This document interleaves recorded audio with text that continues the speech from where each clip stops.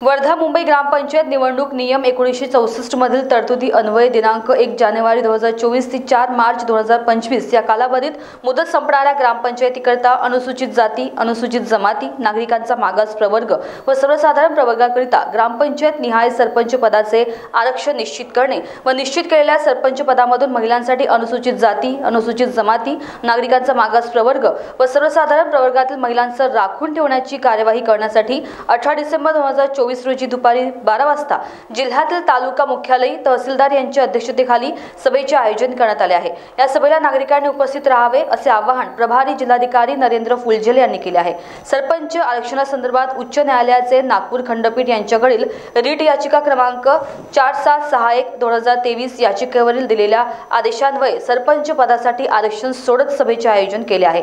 वर्धा, देवळी, सेलू, हिंगणघाट, समुद्रपूर, आष्टी, कारंजा तालुक्यातील सरपंच पदाची सोडत तहसील कार्यालयातील सभागृहात तर सेलू व आर्वी येथील पंचायत समिती कार्यालयाच्या सभागृहातच आयोजित करण्यात आली आहे। महान्यूज करिता सतीश काळे, वर्धा।